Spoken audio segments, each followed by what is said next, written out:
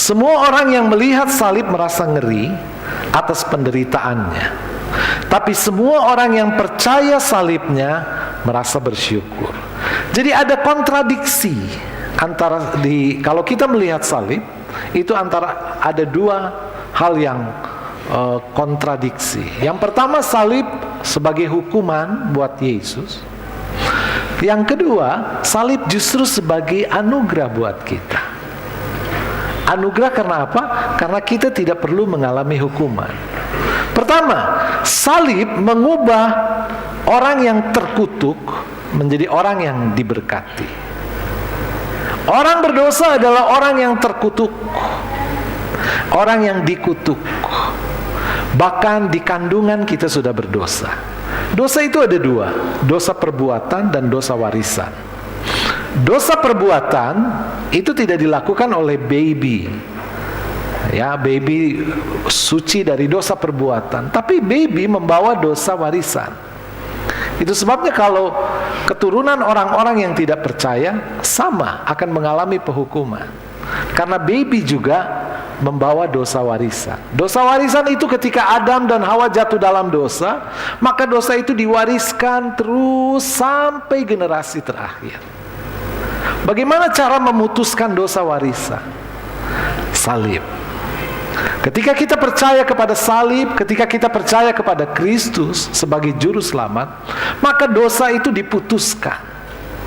Jadi dosa warisan, jadi kutuk dihancurkan. Jadi Yesus menjadi kutuk supaya kita yang terkutuk tidak terkutuk. Orang-orang yang terkutuk adalah orang-orang yang mudah menerima kutuk, dipermainkan oleh kutuk. Seorang paranormal yang bertobat, dia bersaksi kalau ada seseorang datang kepadanya minta diramal, maka dia tahu masalah apa yang sedang dialami 1 minggu ini, 2 minggu ini, 1 bulan ini, dia tahu. Kenapa? Sebab roh orang itu bicara kepada roh saya. Orang ini masalahnya ini, orang ini lahir di sini, orang ini umurnya segini, orang ini usaha ini. Jadi rohnya bicara sehingga saya tahu. Jadi saya kasih tahu Anda ini, pasti semua orang yang mendengar kagum. Loh, kok Bapak tahu? Kok Bapak tahu? Dari mana Bapak tahu? Gaib. Itu bukan gaib, tapi roh orang itu bicara. Akhirnya biasanya paranormal ini, dukun ini berkata, Anda akan mati tahun segini.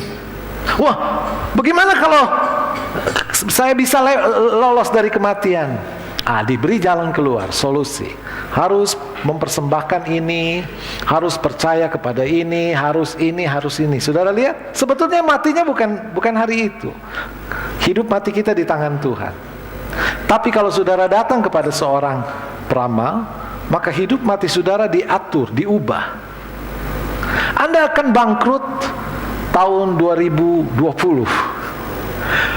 Aduh, tolong dong, bagaimana caranya supaya saya tidak bangkrut? Nah, maka saudara akan diberikan desain hidup, planning hidup yang baru, sesuai dengan planning hidup kuasa kegelapan.